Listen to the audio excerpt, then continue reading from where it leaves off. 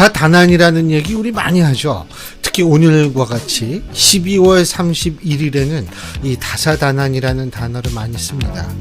다사다난, 일도 많고 어려운 것도 많았다는 뜻인데요.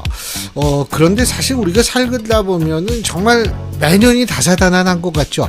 특히 정말 기가 막히고 황당한 비상계엄이라는 사태를 겪었던 2024년 12월 3일. 그런데요, 2025년에도 2024년 12월 3일은 지속됐습니다. 이런 차원에서 우리가 본다면, 자, 2026년이 좀 나을지 저는 확신할 수 없습니다. 상당히 어려운 것들이 계속 지속될 가능성이 있다라는 얘기인데요. 하지만 우리가 여기서 포기할 수는 없겠죠. 지금의 현실을 잘 분석하고 그 분석을 토대로 우리가 미래를 대비한다면 아마 상황이 더 나빠지는 것은 막을 수 있지 않을까라는 생각이 듭니다. 그런 의미에서 대한민국에서 가장 오랫동안 기자 생활을 하시는 분이죠. 정말 대기자 중에 대기자인데요. 지금 스튜디오에는 조갑제닷컴의 조갑제 대표님 나와 계십니다. 안녕하십니까? 안녕하십니까? 자주 만납니다. 원래는. 예. 아니 내년에도 자주 뵐. 아주 많이 도와주세요. 일단 이거부터 여쭤봐야 될 것 같아요. 이해운 전 의원이 기획예산처 장관으로 지명이 됐는데 이걸 단순하게 어떻게 보십니까가 아니고 여기에서 이렇게 지명을 함으로써 국민의힘 쪽과 이재명 대통령 두 경우에 누가 더 이익과 손해를 봤을까요? 어떻게 보십니까? 가장 손해본 사람은 국민의힘 장동혁 대표 아닙니까? 아하. 왜냐하면 이해운이라는 사람이 윤어게인 세력이잖아요. 윤어게인 세력의 대표가 장동혁 국민의힘 대표고, 이해훈 씨가 이번에 수락을 하면서 전혀 알리지 않았잖아요. 좀 가짜게 봤다는 것 아닙니까? 예. 우롱당한 거죠. 그리고 어차피 윤어게인 세력이라는 게 그 본성이 불법 계엄 옹호 그리고 부정선거 음모론 세력이거든요. 그 핵심이. 예. 그건 부인할 수 없는 거 아닙니까? 그렇죠? 예. 예. 그래서 저는 그 그룹을 거구 컬트 그룹이라고 부르는데, 예. 거기 속했던 사람이 180도로 바뀌어가지고 어제는 보니까 이재명 내란을 외치던 사람이 윤석열 내란이라고 하더라고요. 막 표변을 하더라고요. 예. 그런데 사실은 이 거구 세력이 그런 표변을 합니다. 이 사람들은 자리를 탐하는 사람들이기 때문에 예. 자리가 앞에 눈에 어른거리면 확 바뀌어버려요. 아니 장동혁 대표도 그런 사람 아니에요. 이분이 작년 12월 3일 밤에 계엄 해제 투표를 18명 중에 한 분 아닙니까? 예, 예. 그러다가 갑자기 한 4일 뒤인가? 4일은 조금 더 걸리는군요. 한 열흘 뒤에 갑자기 한동훈 버리고 반 한동훈으로 돌아서 현 위치까지 온 것 아닙니까? 한 분 또 변신할지 모르죠. 갑자기 대표님께서 그 말씀하시니까 장동혁 대표가 분명히 계엄 해제에 찬성표를 던졌는데 또 최근에는 계엄은 의회 폭거 때문이다 이런 말을 또 하고요. 그러면 그때 당시에는 의회 폭거라고 생각하지 않았기 때문에 계엄 해제를 요구했는지 사실 이런 의문도 생기는 것은 사실이에요. 예. 저는 이 권력이라는 게 결국 자리를 놓고 싸우는 건데, 장동혁 대표의 저 변신에는 어떤 이념적인 무슨 이런 것도 있는 게 아니고, 예. 오로지 그때 유불리를 따져서 어허. 아마 한동훈 당시 대표가 탄핵에 찬성하고 나서 당에서 쫓겨나갈 것 같으니까 미리 침몰하는 배에서 미리 뛰어내는 것 아니겠습니까? 지금도 한국의 거구 세력에 엎여 있잖아요. 예. 이제 내리기가 힘들 겁니다. 근데 기자의 관점에서 보실 때 이해운 이 장관 지명자가 청문회를 무사히 통과할 수 있을 거라고 보십니까? 그런데 이재명 대통령의 이 체면이 여기에 걸려 있다고요. 그러니까 국민의힘보다는 민주당이죠. 예. 이재명 대통령이 신경 쓰는 것은 예. 민주당의 기류, 기류도 정면 반발은 좀 힘들지 않을까 그렇게 생각이 듭니다. 예. 다만 청문회 과정에서 국민의힘이 결정적인 폭로를 할 수 있느냐는 거죠. 이해훈 씨가 오랫동안 국민의힘에 몸을 담았으니까 국민의힘이 이해훈 씨에 대해서 많이 알고 있을 것 아닙니까? 거기서 어떤 비장의 카드가 나오는지 예. 거기에 달려있다고 저는 생각을 합니다. 민주당 안에서의 정면 도전은 반발은 좀 어렵지 않을까. 오히려 국민의힘이 더 이해운 후보자 지명자를 흔들 가능성이 있다 이 있는데 말씀이시죠? 정보가 많으니까요. 뭐 저 청문회에서 폭로라는 게 정보 힘인데, 그렇죠. 정보력인데 같은 밥솥을 먹었으니까 뭐 많이 알겠죠. 다만 그걸 폭로할 용기가 있느냐, 그만한 뭐가 있느냐는 거죠. 그 요새 여의도에는 그런 얘기가 있답니다. 그 5, 6월에 보좌관이 한을 먹으면 한을 마시면 예. 배지가 떨어진다라는 얘기가 있다고 얘기를 하는데 지금 김병기 이 전 원내대표죠. 예. 일단 제가 이거부터 여쭤볼게요. 김병기 전 원내대표와 강선우 의원과의 통화를 들으셨죠? 그죠? 그거 어떻게 보셨어요? 기가 막히던데 저는. 그런데 우리 입장이나 우리 예. 신 교수님 입장에서는 기가 막히지만 그 세계에서는 그 아주 자연스러운 하나의 패턴이라고 그럴까요? 하나의 관습인 것처럼 느껴졌습니다. 예. 자연스럽게 느껴졌어요. 그러니까 그런 문화가 있는 거예요. 그런데 그게 지금까지는 덮여 있었는데 이번에 아주 극적으로 드러났는데 예. 이게 한번 생각해 보십시오. 저 건진법사라는 사람이 예. 그 비슷한 건으로 해가지고 1억 받아가지고 구속됐잖아요. 예. 그래서 경북도의원을 누가 밀어주는 걸로 해가지고 1억 받았다가 그때는 건진법사라는 사람이 브로커였다고. 근데 이건 브로커가 돈 받은 강선우 의원이 돈 1억을 본인이 받지 않았지만 그 보좌관이 받았을 가능성은 상당히 높은 것 아닙니까, 그죠? 그 뭐 일단 보관하고 있었다라는 그렇죠. 녹취는 분명히 나오고 있으니까. 그건 팩트로 본다면은 이거는 말이죠. 공관위원 아닙니까? 공관위원은 그 심사하는 사람 아닙니까? 공천하는 그렇죠. 사람 심사하는 건데 이걸 대학교에 비교하면은 학생 뽑을 때 예, 입시관리위원이죠. 입시관리위원 아닙니까? 예. 입시관리를 하는 사람이 저 학교장한테. 학생 측으로부터 1억 원 받은 거하고 마찬가지거든요. 그거보다 더 엄중하지. 이 정당인데. 예. 그러니까 파는 거 아닙니까? 그죠? 1억. 예. 판다. 이게 정면으로 밝혀진 게 거의 처음인 것 같아요. 그래서 이거는 개인의 일탈이 아닙니다. 그러니까 민주당의 하나의 자연스러운 습관이든지 그리고 여기에 대한 죄의식이 없든지 이게 일반화되어 있든지 그렇다면은 이거는 당의 큰 위기죠.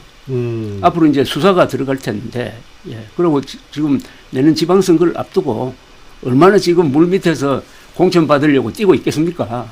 그런 것과 연관시킨다면은 이건 너무나 큰 사건이라고 생각합니다. 다만 아무리 큰 사건이 있어도 그것을 진짜 역사를 바꿀 만한 어떤 폭발력으로 만들지 못하는 게 국민의힘이에요. 이미 지나간 게 아니 그러니까 국민의 입장에서부터 호재가 많은데 폭발력이 있었는데 다 하나도 못 살려요. 그래도 지난 2달 동안 제일 열심히 효과적으로 싸운 사람은 한동훈 전 대표예요. 그런데 국민의힘은 한동훈 전 대표 싸울 때마다 뒤에서 뭐 자꾸 다리나 걸고 이번에도 마찬가지 아닙니까? 당갱강 뭔가 가는 저 줄임말을 쓰니까 좀 이상해 들리는데 그런 걸로 봐가지고 국민의힘은 돌파력도 없고 그건 우리 국민 입장에서 생각하면은 민주당 이재명 아무리 잘못하더라도 윤석열만큼 잘못하는 건 아니지 않느냐. 그런데 장동혁 대표는 윤어게인 세력이잖아요. 그러니까 레스 이브를 찾는 것 아닙니까?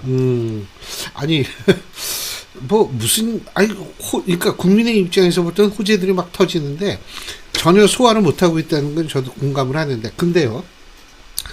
지금 이제 강선우 의원에 대해서는 정청래 대표가 당무감사를 감사를 지시를 했잖아요. 윤리감사인가? 그거 지시를 했는데, 근데 김병기 전 원내대표는 빠졌어요. 이거는 뭐라고 생각하세요? 뭐 차등을 둔 거 아니겠습니까? 그 1억을 김병기 의원이 받은 건 아니니까. 예, 받은 건 아니죠. 받은 건 아니니까. 뭐 묵인, 현재 1억 받은 게 확실하다면 묵인했다고 봐야 되는데. 예. 거기서 차등을 두려고 하는데, 근데 이 수사를 하면은 어차피 김병기 의원을 부을 수밖에 없을 것이고, 그래서 이게 지금 이 사건은 민주당 정권의 상층부에도 상당한 변화를 줄 수 있는 것 아니겠습니까? 그죠? 또 김병기 의원이 그동안에 조금 정청래 대표보다는 합리적으로 보이고, 예, 실용적으로 보이고, 그럼요. 또 예. 이재명 대통령과 국민의힘하고도 어떻게든 얘기도 해보려고 가깝게 노력 많이 했죠. 역할을 했던 사람인데 맞습니다. 이렇게 되었다 이거예요. 그래서 이재명 대통령한테는 조금 타격이죠. 그런데 그거하고 또 이해운 예, 이 전 의원. 포섭이라고 그럴까요? 예. 뭐 포섭하는 과정에서 지금 민주당의 강성 당원들이 반발하고 있거든요. 예, 예. 그러다고 이렇게 겹치면은 정청래 대표 입장이 좀 강화된 것 같기도 해요. 그게 이제 뭐 1월 11일로 예정된 최고위원 선출에서 어떻게 반영될지. 다만 이런 게 있습니다. 그 지금 친청하는 게 너무 빠른 것 안 같습니까? 굉장히 빠르죠. 그러니까 정권 출범하고 맞습니다. 나서 이런 이야기 나온 적이 없잖아요. 이제 6개월 좀 지났는데 이렇게 얘기 나오고, 그 전부터 나왔거든요, 사실. 네, 굉장히 네, 빠르죠. 예, 예. 그 이유가 혹시 뭐라고 생각하세요?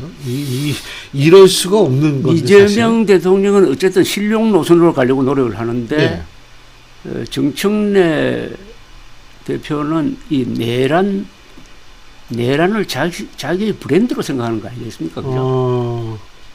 또 그 탄핵소추위원장도 하고 해가지고, 예. 또 헌재 자주 나가고 하면서부터 이게 어떻게 보면 내란몰이, 우리는 내란몰이라고 그러는데, 예. 그쪽은 내란청산이라고 해요. 그거하고 본인이 일체화가 된 것 같아요. 그러니까 상당히 신념이 있는 것처럼 그렇게 이야기를 합니다. 그러니까 자기의 정치 생명이나 정책 행동과 내란 청산이라는 거를 완전히 딱 붙여버렸다 이거죠. 그렇죠. 그러면 앞으로 뭐 어디 가든지 자신이 업적으로 내세우려면은 이걸 가지고 뭘 만들어낸다. 그런데 그게 상당히 지금 효과가 있잖아요. 또.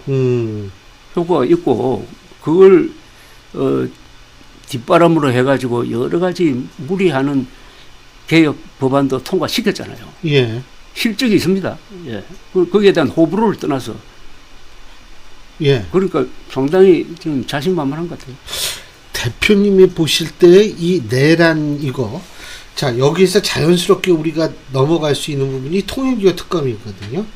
통일교 특검 혹은 통일교 신천지 특검, 이게 지금 뭐 만들고 협의하고 뭐 하고 한다 보면 이거 1월 말에는 그렇죠. 이제 되잖아요. 그럼 이제 그때부터 특검 임명하고 뭐 하면 2월 말 3월 초가 됩니다. 그럼 3월 초에 이제 수사에 들어간다.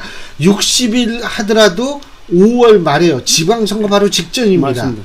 자, 제가 여쭤보고 싶은 거는 이 통일교 특검 뭐 이런 거 하고 또 하나 종합특검이라고 하는 거 2개가 가동될 가능성이 있는데 지방선거에 미치는 영향 어떻게 보십니까? 저는 특검보다는 이게 한국에서 이 사건의 패턴이 있습니다. 어떤 사건이 터지면은 그 생명력이 한 달 못 갑니다. 예. 한 달 가기 전에 또 다른 사건이 터져가지고 그걸 덮어버려요. 예. 이 앞에 파도를 뒤에 맞습니다. 파도가 덮는 이런 식이 계속 반복됩니다. 예, 예. 그런데 한 번 스팀 아웃 되어버린 사건은 살리기가 매우 힘듭니다. 저는 통일교 특검도 지금 그런 길을 가고 있다고 봐요. 지금은 막 흥분하죠. 예. 그러면 한 달 전에 생각해 보십시오. 그 대장동 항소 포기 가지고 또 얼마나 시끄러웠습니까? 맞습니다. 지금 잊어버린 사람 많잖아요. 예. 예. 그러니까 앞으로 1월에 무슨 일이 벌어질까 하면 제일 큰 것은 저는 이제 줄줄이 예정되어 있는 내란 관련 선고가 있잖아요. 아, 선고가 있죠? 선고 있잖아요. 그렇죠. 윤석열 전 대통령에 대한 선고도 있죠. 그게 1월 16일인가 예정되는데 뭐 중재 선고가 나올 가능성이 많은데 선고가 쭉 있으면은 또 한 번 이 내란 문제가 다시 점화됩니다. 다시 점화될 것이고 1심에서 예컨대 윤석열 전 대통령에 대해서 내란 우두머리 죄를 적용하면은 사형 아니면 무기가 선고될 가능성이 그렇죠. 있다고요. 그 다음에 국민의힘 그때까지 장동혁 체제가 계속된다고 하면은 장동혁 체제의 입장은 어떻게 되는 거냐? 스텝이 꼬일 수가 있다는 그렇죠. 말씀이시죠. 그 다음에 너무나 엄청나잖아요. 예. 사형 또는 무기가 1심에서 선고된 사람을 계속 붙들고 가는 사람들이 국민의힘을 이끌고 있다. 그러면 당장 오세훈 서울시장이 과연 국민의힘 간판을 가지고 이 선거에서 이길 수 있느냐 고민 안 할까요? 안 하겠습니까? 그 말씀이시면 저는 조갑재 대표님의 해안을 누구보다도 신뢰하는 사람이기 때문에 여쭤보는 건데 당이 갈라질 수도 있다고 보시는가요? 그건 모릅니다. 모르는데 통상적으로 생각하면 좀 어렵고요. 어려운데 지금 국민의힘 안에서 이 말하자면 쿠데타를 일으켜 가지고 장동혁 세력을 몰아낼 만한 결속력을 가진 세력이 있느냐는 거예요. 선거를 앞두고 그 용감해야 되거든요. 또 조직도 있어야 되고 그다음에 그런 요인도 이제 만들어져야 되는데 모르죠. 장동혁 개인과 관계되는 어떤 이제 심각한 폭로가 나오면 그것도 문제가 따릅니다. 다만 내년 지방선거는 선거의 한 50%의 의미가 서울시장 선거 아닙니까? 그렇죠. 네. 제일 상징성이 있는 지. 그리고 지금 각종 여론조사에서 오세훈 시장이 좀 불리하게 나오잖아요. 예, 그게요. 어떻게 되냐면 정당 지지율을 보면 민주당이 우위예요. 그런데 이 지방선거 때 야당을 뽑을 것이냐 여당을 뽑을 것인가 할 때는 오세훈 시장이 현직 프리미엄이 좀 작동을 하는 것 같더라고요. 예, 그런데 생각보다는 약한데 오세훈 서울시장이 지금 국민의힘 안에서는 중도 확장성이 제일 높은 사람이거든요. 예. 또 서울시는 경기도와 달라서 예. 왼쪽으로 가지 않고 최근에는 오른쪽으로 가는 그런 경향이 예. 있습니다. 그래도 중도를 잡아야 돼요. 예. 그러면은 장동혁 거구가 이끄는 국힘당 후보 오세훈 이렇게 됐을 때 상당히 고민이 있을 거라고 봅니다. 그러니까 국힘당이 이제 짐이 되는 거죠. 오세훈 시장으로서는 짐이 되는 거죠. 그렇죠. 예. 짐이 되는데 지금도 조금 짐이 될 수도 있어요. 점점 짐이 지금도. 되죠. 점점 짐이 되죠. 예. 아니 서울 시민은 그래도 우리나라에서 가장 교육 수준이라든지 모든 점에서 좀 앞서가는 사람들이 이 극우 부정선거 음모론을 하고 맞겠느냐는 거죠. 거기서 어떤 저는 문제가 생길 수도 있다고 봅니다. 맞습니다. 근데 지금 오세훈 시장도 중도지만 지금 이제 국민의힘 내부에서 중도에 어필할 수 있는 또 다른 분을 꽂자면 한동훈 전 대표. 그렇죠. 그 다음에 이제 안철수 의원 뭐 이 정도인데 한동훈 전 대표의 당원 게시판 문제를 가지고 지금 윤리위로 넘겼어요. 근데 물론 한동훈 전 대표는 나는 나중에 알았는데 우리 가족이 거기에 좀 글을 쓴 것 같다라는 거는 인정을 했어요. 자, 이 문제가 어떻게 전개될 거라고 보십니까? 그런데 우선 사실관계를 좀 명확히 할 필요가 있는데 예. 한동훈 전 대표가 어제 밤부터는 공세로 전화를 했습니다. 그러니까 이호선 당무감사위원장이 예. 조작 발표를 했다. 내가 안 나는 우선 글을 쓴 적이 없다. 그러나 한동훈이라는 이름을 도용을 해가지고 많은 글을 썼다. 네. 그 중에 하나를 자기 장인이 쓴 것처럼 이게 뒤집어 씌웠다. 그러니까 이거는 이 발표 자체가 조작이다. 앞으로 민형사 대응을 하겠다. 이렇게 나왔어요. 네, 허위사실 표죠. 그러니까 허위사실 유포인데 거기에 대해서 제대로 반론을 제기하지 못하는 거 보니까 저는 그게 사실에 매우 가깝다고 봅니다. 그리고 타이밍 아니겠습니까? 지금 이 타이밍에서 어떻게 보면은 여러 가지로 공세를 펼 수 있는 국힘당이 공세를 펼 수 있는 타이밍에서 또 그 공세를 펴는데 맨 앞장서 있는 한동훈 전 국민의힘 대표의 등에다가 그것도 팩트가 아니고 이렇게 확인되지 않는 걸 가지고 이렇게 덤벼드는 것은 결국은 한동훈 전 대표를 국힘당에서 뭐 쫓아내겠다든지 하는 그런 걸 드러낸 거 아니겠어요? 그러니까 저는 한동훈 전 대표를 왜 이렇게 가르느냐는 거예요. 한동훈 전 대표는 참 조심했습니다.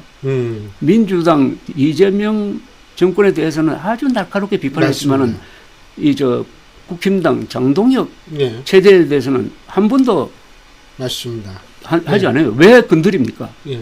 왜 건드리는 거예요? 난 왜 건드리는 이유가 있을 겁니다. 저도 그걸 모르겠어요. 아니, 일부 인사는 감정적으로 이렇게 나가는 경우도 있어요. 공천 문제라든지 뭐 때문에. 그거는 이제 공천할 때 자기 사람들, 즉 극우 컬트 그룹에 속한 사람들을 많이 공천하겠다는 이거 아니겠습니까? 예. 그런데 역풍이 불 것 같아요. 이렇게 되면은 이제 그런데 한동훈이라는 분은 최근 한 2달 동안 자기의 지지 기반을 상당히 확대했어요. 강화했어요. 네. 그 시사저널에서 올해의 정치 인물로 뽑혔잖아요. 그죠? 예. 아무 감투가 없는데. 예. 그리고 저분은 우선 개인기가 있고 실력이 있고. 아무 감투가 없는데요. 예. 여론조사에서 차기 지도자 선언 그 장동혁 대표랑 거의 비슷해요. 그렇죠. 그건 자기 실력에서 나온 예. 거지만 실력에서 나오고 또 국힘당 안에 한 20명 정도의 자기 계열이 있고 그다음에 팬덤이 있습니다. 저분은 대중 정치인으로서 보수 정치인 중에 드물게 아주 팬덤이 드물게 있죠. 팬덤인데 저분이 이제 한 2년 사이에 많이 바뀌었는데 엘리트 정치인에서 대중 정치인으로 갔다가 요새는 인기 정치인이 됐어요. 어디를 가나 사람을 몰고 다닙니다. 예. 예. 그게 있으니까 굉장히 강합니다. 그러니까 장동혁 대표가 진짜 당을 생각한다면은 한동훈 전 대표를 찾아가서 그동안에 있었던 일에 대해서 사과를 하고 이번 선거에 도와주십시오 해가지고 자리를 줘야지. 그 자리 주면은 이분은 당을 위해서는 뭘 하겠다는 지금 자세가 되어 있다고요. 그렇죠. 뭐 그게 뭐 선거대책위원장인 그렇죠. 아니면은 어떤 그 지역에 출마할 자리가 아주 그럴듯한 자리가 나와가지고 선거판을 확 이렇게 뒤집을 수 있는 그 전략 공천을 한다든지 이런 걸 해야 한동훈 지지 세력과 지금 장동혁 지지 세력이 합쳐지는 뭐가 생기는 거잖아요. 그죠? 그거 안 하고 반대로 가잖아요. 왜 그런지는 저도 잘 모르겠는데, 사실은 좀 굉장히, 이게 왜 그러냐면, 이게 사실 그 메신저가 문제가 있을 때에는 메시지가 제대로 전달이 안 된다라는 측면에 사실 국민의힘 구성원들이 좀 다 생각을 해보아야 되고, 야, 이 메신저의 문제가 그러면 어디에 있을까를 생각을 하면 좀 이렇게 안 꼬일 것 같다는 생각도 들거든요. 그게 좀 안타까운데, 그런데 한동훈 전 대표 지금 그래가지고 당원 게시판 뭐 이거 계속 밀고 나갈까요? 이거 뭐 윤리위 넘어가가지고, 예? 윤리위원장이 지금 없습니다만 어쨌든 임명만 하면 그대로 뭐 저는 못할 걸 보는데요. 오히려 역풍이 더 세게 불 것 같고. 우리가 이 한국에서 여러 정치 언론의 세력을 이렇게 분포를 해가지고 지금 봤을 때 장동혁 편을 드는 세력이 강하냐, 한동훈 편을 드는 세력이 강하냐, 그 다음에 장동혁, 한동훈 두 사람의 개인 실력 비교하면은 이 게임은 장동혁 대표 쪽에서 지는 게임입니다. 그러면은 저기 그 김종혁 전 최고위원 당원권 정지 2년 권고도 그냥 넘어가요. 그렇게 커지지는 않을 거라고 보시는 거군요. 그건 뭐 이쪽에 비해서 비교적 마이너한 건데요. 마이너한 건데 이게 우리나라에서 제일 머리 나쁜 사람들이 부정선거 음모론자 아닙니까? 그런데 정치 분야에서 제일 머리 좋은 사람이 한동훈 전 대표죠. 맞아요. 그러면 좋죠. 머리 나쁜 사람이 머리 좋은 사람을 공격하려면은 배전의 노력을 해야 됩니다. 공격을 할 때는 역습 안 당하도록 요만한 실수도 있으면 안 되는데 이번에 발표한 거 보면은 고목이 숭숭 나 있다. 완전히 자폭 수준이거든요. 자폭 수준. 하루는 못 가잖아요.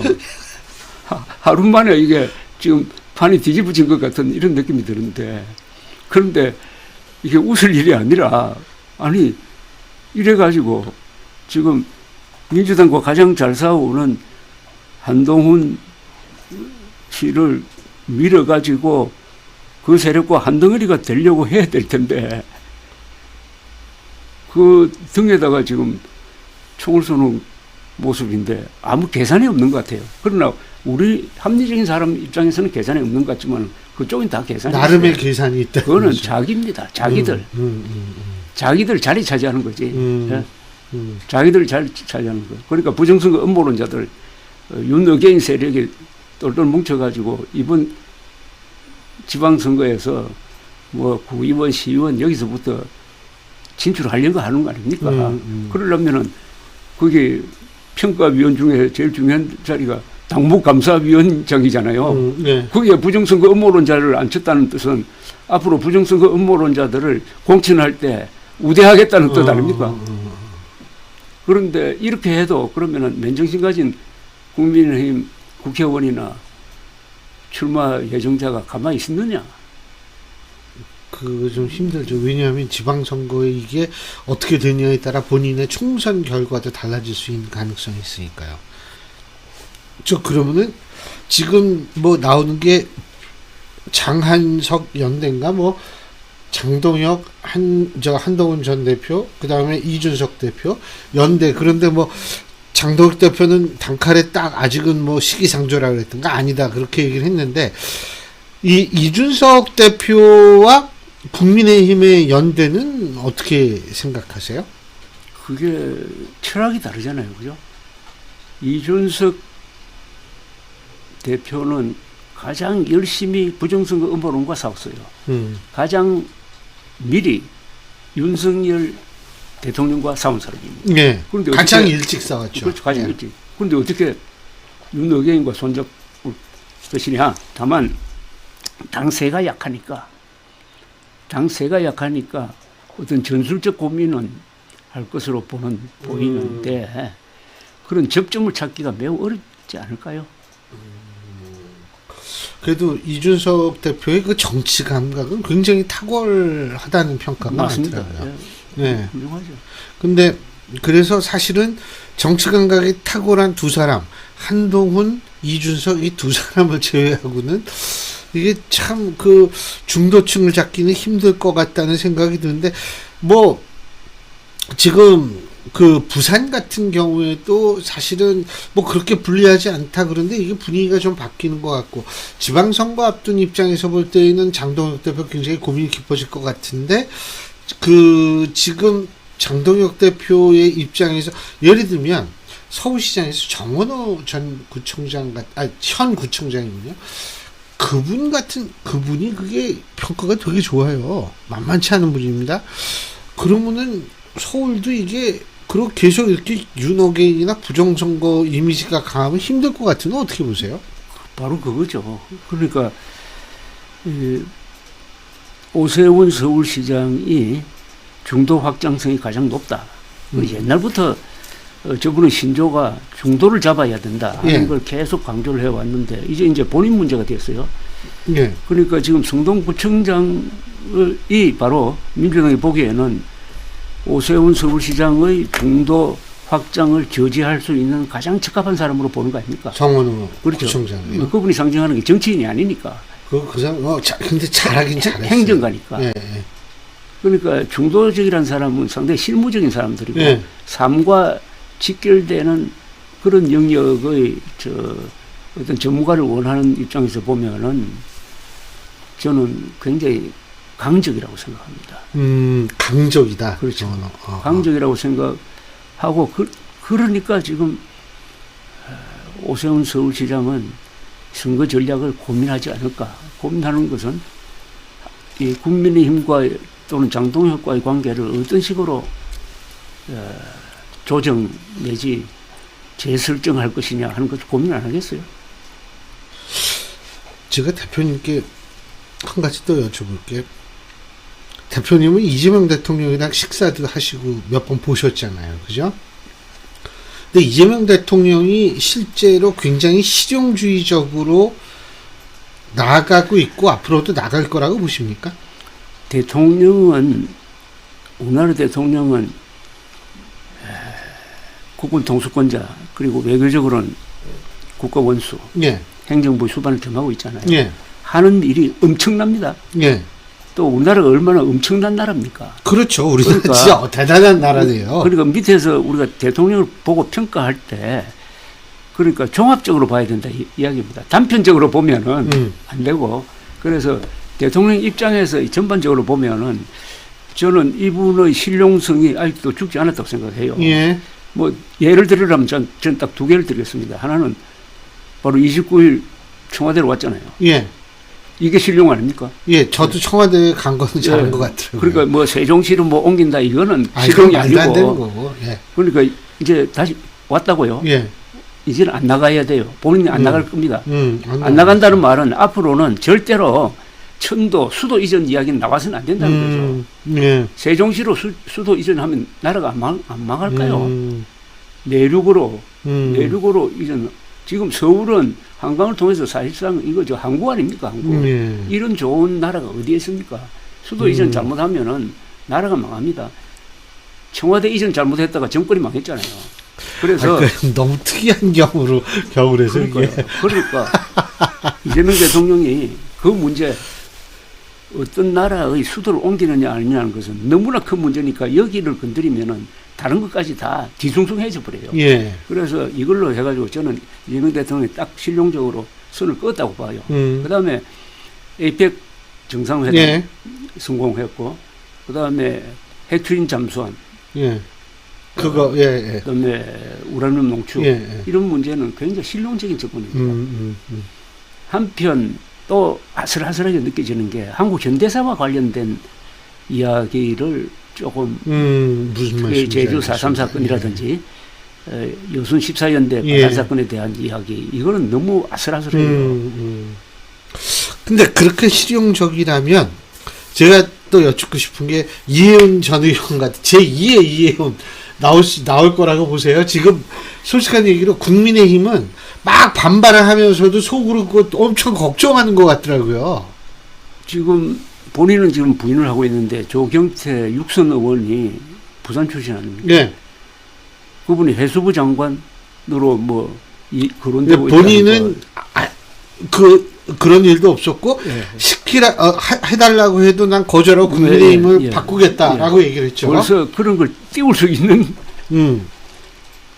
있는 정권인데 만약 그 경우가 성사가 되면 그거는 이해훈 경우하고는 완전히 다르다. 현역 의원이니까. 그건 또 현역 의원이고 이분 성격상 만약 그쪽으로 정부 쪽으로 간다면 당당하게 내가 왜 갈 것이냐 하는 것을 설명하고 갈 거라고. 네. 네. 이제 난 그것도 앞으로 좀 지켜봐야 될 문제라고 생각합니다. 그 사안도. 근데 해수부 장관, 부산 출신, 이 다 뭐가 좀 맞잖아요. 네. 그리고 이 조경태 의원이 참 담백한 분이거든요. 네. 예. 그런 이미지. 해수부 장관 갔다가 부산 시장 후보로 또 이렇게 바꿀 수도 있는 거 아닙니까? 그러니까 앞으로 부산시장 선거가 아주 재밌게 되겠는데 전재수 의원의 출마는 좀 힘들겠죠? 어려운 걸로 본다면은 그래서 굉장히 큰 게임을 지금 하고 있는데 다만 이해운 카드는 저는 실패했다고 봅니다. 정치적으로. 왜냐 이해운이라는 사람의 인물이 아주 굉장한 포텐셜을 갖고 있어가지고 그 자체로서 화제가 돼야 되거든요. 그런데 다 이해훈 씨가 무슨 경제 전문가고 하는 이야기 아닙니까? 그런데다가 자신의 과거를 깡그리 부정해버리고 하니까 기대했던 효과는 안 나오는 것 같아요. 한 번 갔다 그러는데 오늘은 삭발을 시켰다 이런 얘기까지 나오고 있고 그거 모르겠어요. 근데 지금 제2의 이해운 뭐 이런 스타일이 계속 나온다면 사실은 지금 제가 이거 여쭤본 게 뭐냐면 국민의힘이 격앙되고 배신이다, 부역이다 이런 온갖 단어를 쓰면서 비난을 하고 있지만 일각에서 국민의힘 내부에서는 그거 뺏기는 사람이 문제 아니냐라는 얘기도 나오는 게 사실이거든요. 그게 올바른 맞는 이야기지. 아니 뺏겨도 한동훈파를 뺏긴 건 아니잖아요. 그렇죠. 예컨대 이해운 씨가 한동훈 계열이었다면은 장동혁부터 들고 일어나가지고 봐라. 한동훈 욕했을 것 네. 아닙니까? 자기 편을 빼앗긴 것 아닙니까? 그렇죠. 자기 편을 빼앗겨도 몰랐잖아요. 사전에 통보도 못 받고 완전히 좀 우습게 만들어 버렸잖아요. 네. 저는 진짜 그래서 이거 만일 또 나온다면 예? 이런 케이스가 또 나온다면 야 이거 국민의힘 진짜 흔들리지 않나 이런 생각이 들어요. 이렇게 할수록 국민의힘은 점점 오른쪽으로 계속 밀려나는 거 아닙니까? 중원은 이재명 그렇죠. 대통령이 점점 차지하고요. 그렇죠. 그런데 이게 뭐 시장 군수 이보다는 그쪽에서도의 탈당 러시가 일어나는 것보다는 그 밑에 구의원, 군의원, 시의원 여기서 어떤 움직임이 있느냐 하면은 상당히 그거는 중요하게 봐야 될 겁니다. 오늘 뭐 어느 신문에서 빈집털이라고 뭐 이야기를 하던데 그리고 요새 이제 확실해진 게 장동혁 노선은 극우 노선이거든요. 극우는 보수가 아니에요. 극우는 오히려 극좌와 가깝습니다. 극좌. 저는 이번에 당무감사. 극끼리는 통하니까요. 그러니까 그걸 뭐 말발굽 이론이라고 그러다고 말발굽 이래 되면은 요 양쪽이 만나잖아요. 그렇죠. 근데 요새 그게 농담이 아닌 게 이번에 당무감사를 하는 걸 보면요. 그 하는 방식이 완전히 전체주의예요. 김종혁 전 최고위원의 말을 가지고 시비를 걸잖아요. 그렇죠? 그것도 2년을 준다는 게. 아니 또 무슨 비유법을 쓴 걸 가지고 하는 거 그걸 보면은 양심의 자유를 지금 제한하려고 하는 그렇죠. 거거든요. 맞아요. 그리고 일사부재리로 원칙에서 이미 끝난 것 아닙니까? 이거는 법도 없고 이런 걸 할 수 있다는 것은 그게 패거리 집단이니까 할 수 있는데 이게 국민의힘에 전체적으로 미쳐버리면 국민의힘은 이제 가버리는 건데. 그러나 한국 보수가 이제 재기하려면 어차피 극우와 합리적 보수 사이에 이런 노선 투쟁이 있어야 됩니다. 지금 그 투쟁이 언젠간 한번 겪어야 될 거다. 지금도 일어나고 있는 거 아닙니까? 예. 장동혁 때 지금 한동훈의 그 대결 구도는 바로 합리적 보수와 음모론적 보수, 뭐 극우와 진짜 보수의 대결로 저는 그래 봅니다. 어쨌든 제가 어디서 그랬더라 들었는데 조갑재 대표님이야말로 합리적 보수가 한마디로 표현하면 진짜 이 시대의 가장 중요한 애국자다라고 얘기를 하더라고요. 저도 거기에 전적으로 동의하는데 조갑재 대표님과 같은 진짜 영원한 기자들이 계속 목소리를 제대로 내주셔야지 앞으로 정말 이 혼란이 거치기 하겠습니까만은 이 혼란의 정도 속에서 길을 찾을 수 있지 않을까라는 생각이 듭니다. 오늘 날씨도 추운데 이렇게 나와주셔서 고맙습니다. 감사합니다. 새해 복 많이 받으십시오. 새해 복 많이 받으십시오. 예. 자, 신율의 정치 미각. 여러분, 이번 순서가 마지막입니다. 하여간 여태까지 여러분 또 시청을 해주셔서 정말 감사드리고요. 여러분이야말로 정말 2026년 복된 한 해 맞으시기 진심으로 바라겠습니다. 자, 여태까지 시청해주신 여러분께 감사드립니다. 고맙습니다.